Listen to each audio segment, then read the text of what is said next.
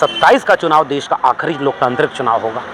इसके बाद भाजपा चुनाव को चुनाव की तरह नहीं कराएगी, सब लूट लेगी।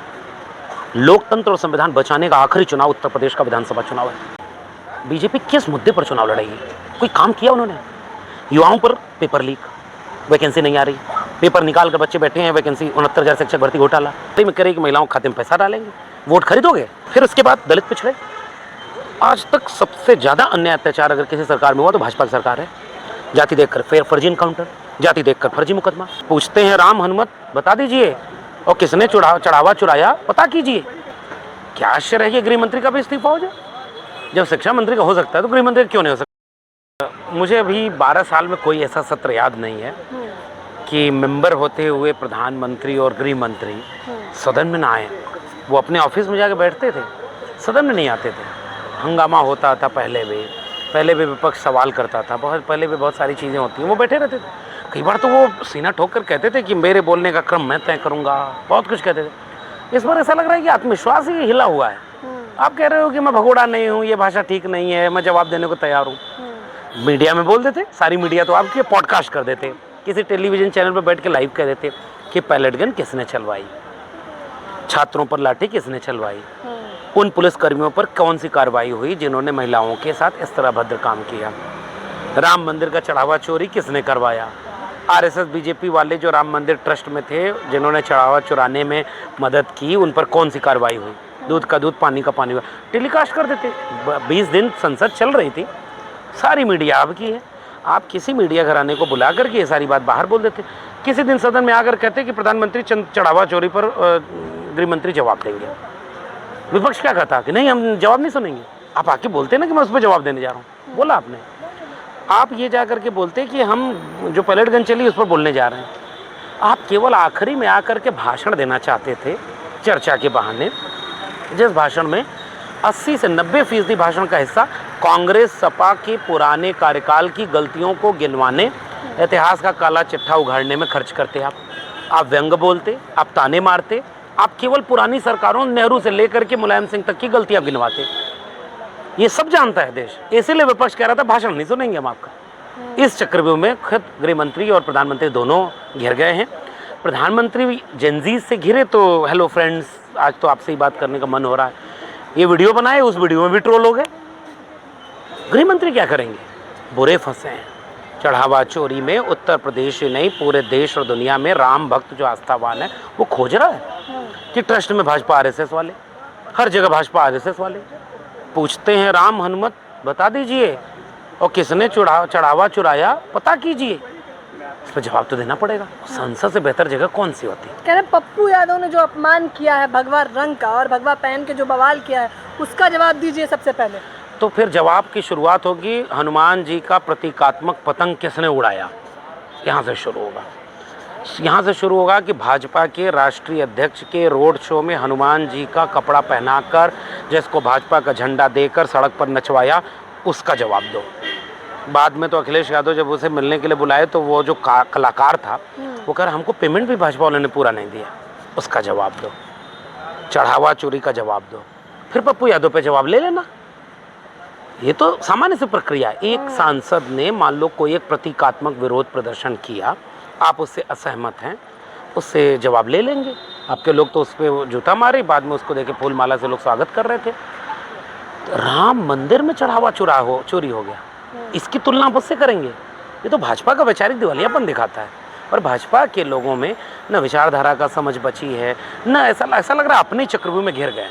इसलिए पप्पू यादव और इस तरह के बहानों से भटका रहे हैं। उत्तर प्रदेश में जो राम भक्त हैं वो इंतजार कर रहे हैं कि भाजपा ही आएंगे तो हम पूछेंगे, इसका जवाब दें। लेकिन वो तो कह रहे हैं सबसे बड़े राम विरोधी समाजवादी पार्टी के लोग हैं। मुलायम सिंह का वो दौर भी हमें जब याद है जब गोलियां चलवा दी गई। अब गोली चलवाने वाले पे तो भाजपा ही ऐसे ही फंस गए। हुआ ये कि नृपेंद्र मिश्रा ने सच बता दिया था दुनिया को पहले ही, 2019 के आसपास का इंटरव्यू है, और नृपेंद्र मिश्रा ने तब भी कहा था कि मुख्यमंत्री थोड़ा ही आदेश देता है। नृपेंद्र मिश्रा ने इस बार कहा था राम मंदिर में डकैती हुई है। नृपेंद्र मिश्रा के चैप्टर के बाद क्या हुआ कि जब गोली चलाने वाली बात पैलेट गन और ये सब यूथ के आंदोलन में 20 जुलाई को हुई, तो भाजपाइयों ने एक तर्क गढ़ा कि गृह मंत्री या प्रधानमंत्री के आदेश से गोली नहीं चलती है। अपने आप भाजपाई 3 दशक से मरहूम नेताजी के खिलाफ जो नैरेटिव चलाते थे वो ध्वस्त हो गया। जब भाजपाइयों ने कह दिया कि प्रधानमंत्री, गृह मंत्री, कोई भी मंत्री या मुख्यमंत्री गोली चलाने का आदेश नहीं देता, तो फिर नितिन मिश्रा ने दिया था ये बात, उन्होंने इंटरव्यू में बोल दी थी, इनका कोई अधिकार बचता है, तो अपने ही चक्रव्यूह में भाजपाई घिर चुके हैं। कह रहे झारखंड का जवाब दीजिए, आप लोगों ने क्या किया? आप लोगों ने लाठीचार्ज किया, सर फोड़े, उनका बच्चों का भी साथ दीजिए। भाजपा ने अपने लोगों को झारखंड वाले प्रोटेस्ट में भेजा कि उसको उग्र बना दो। झारखंड मुक्ति मोर्चा और गठबंधन की सरकार ने उस पर पूरा डिटेल में बताया कि ये देखिए कार्यकर्ता है, लेकिन लाठी कहीं नहीं चलनी चाहिए। मेरी भी गुजारिश होगी कि इस तरह के मुद्दों का समाधान हो, युवाओं को पेपर लीक की मुद्दा पर ठोस जवाब मिले, कार्रवाई हो। बाद में मैंने देखा कि झारखंड सरकार ने लगभग 90-95% मांगे भी मान ली, एक आध मांगों पर असहमति थी, आंदोलन हो रहा है। किसी ने उनको आंदोलनकारियों को देश विरोधी, पाकिस्तानी और धर्म विरोधी, दहशतगर्द ये सब नहीं बोला।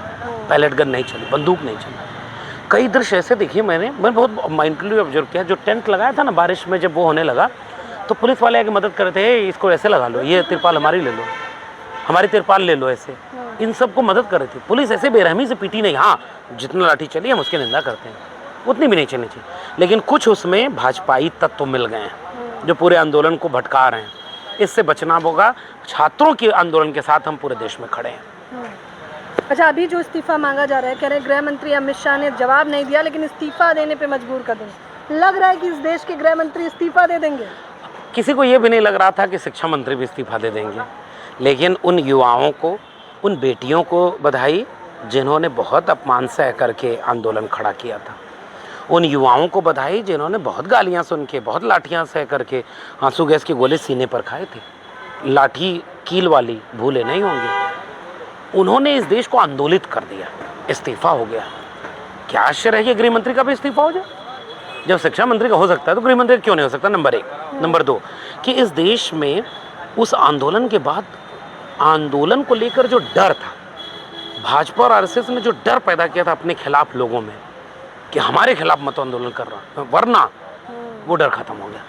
वो छोटे छोटे बच्चे आंदोलन करने लगे स्कूल पे। हम जैसे लोग जो प्रोफेसर की डायरी लिखे हों, नौकरी खोई हो, और देश को तब भी बताया हो कि शिक्षा बर्बाद हो रही है, तुम्हारे सरकारी स्कूल बंद किए जा रहे हैं, शिक्षा का बजट घटाया जा रहा है, विश्वविद्यालय में आरएसएस का कब्जा हो गया, बचाओ।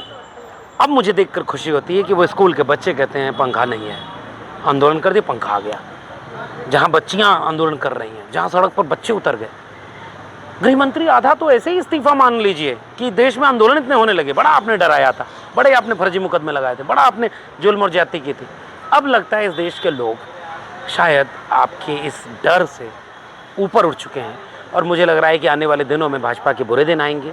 इस देश के लोकतांत्रिक तरीके से शिक्षा, रोजगार के मसले पर, भ्रष्टाचार के मसले पर और तमाम इस तरह के मसलों पर अब अच्छा दिन आएगा। एक सवाल मेरा आपसे, क्या 27 के चुनावी मैदान में प्रोफेसर लक्ष्मण यादव भी कूदने वाले हैं? नहीं, हम भाजपा और आरएसएस के खिलाफ जब से नौकरी इन्होंने छीनी है, बिगुल बजा के इनके खिलाफ है। पूरा देश का चुनाव था तब भी इनके खिलाफ प्रचार में थे, सड़क पर थे, जनता के बीच थे, सार्वजनिक मंच पर थे, भाजपा आरएसएस के खिलाफ प्रचार किया, यूपी में प्रचार किया, जीते, वहाँ उसको बीजेपी को हराया हमने। 27 का चुनाव देश का आखिरी लोकतांत्रिक चुनाव होगा। इसके बाद भाजपा चुनाव को चुनाव की तरह नहीं कराएगी, सब लूट लेगी। लोकतंत्र और संविधान बचाने का आखिरी चुनाव उत्तर प्रदेश का विधानसभा चुनाव है, और उत्तर प्रदेश का मिजाज ये कहता है कि भाजपा के खिलाफ वो मिजाज है। हमारे जैसे लोगों की नैतिक जिम्मेदारी बनती है कि उस चुनाव में जिस भी भूमिका में जगह बने, भाजपा और आरएसएस के खिलाफ आखिरी लड़ाई है ये, और उस लड़ाई में पीछे रहने का कोई सवाल ही नहीं। हर तरह से खड़े होकर भाजपा आरएसएस के खिलाफ उत्तर प्रदेश में काम करेंगे, और भाजपा को हरा के इंडिया गठबंधन की सरकार बनवाने के लिए काम करेंगे। और अभी तो कहता है आपका समीकरण तो ये कहता है कि मतलब 24 से ज़्यादा बेहतर रिजल्ट समाजवादी पार्टी और कांग्रेस गठबंधन ले आएगी।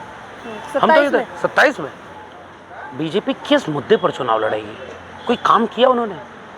युवाओं पर पेपर लीक, वैकेंसी नहीं आ रही, पेपर निकाल कर बच्चे बैठे हैं, वैकेंसी 69,000 शिक्षक भर्ती घोटाला, युवा इंतजार कर रहा है, आओ वोट देते हैं। किसान खाद के लिए लाइन में मारा गया, कोई जान से गया, कोई लाठी से मारा गया। खाद में डीएपी पहले 5 किलो कम की, फिर 5 किलो कम की, सिंचाई महंगी हो गई, बिजली महंगी हो गई, किसान इंतजार कर रहा है।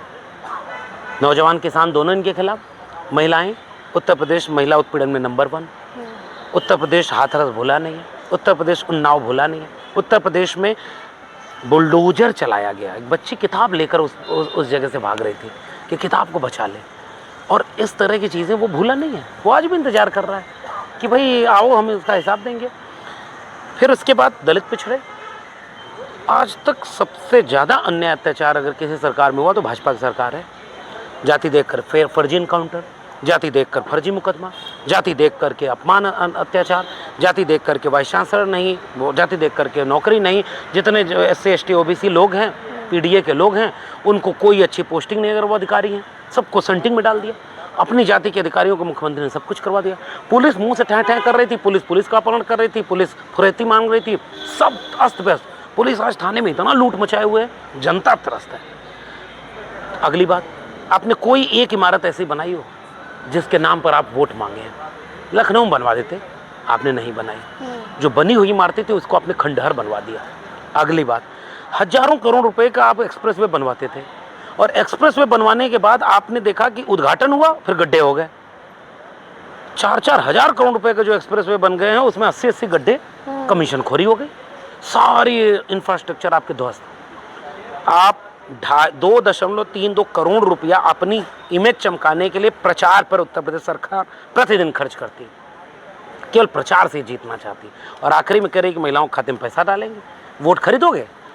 किस मुद्दे पर बीजेपी जीतेगी? एक मुद्दा गिना दीजिए हमें। इसलिए मैं कह रहा हूं कि बीजेपी का सुपड़ा साफ होगा और वहां इंडिया गठबंधन समाजवादी पार्टी की सरकार बनेगी, और उसको बनाने में जो भूमिका होगी उससे आगे बढ़ के हम खड़े मिलेंगे।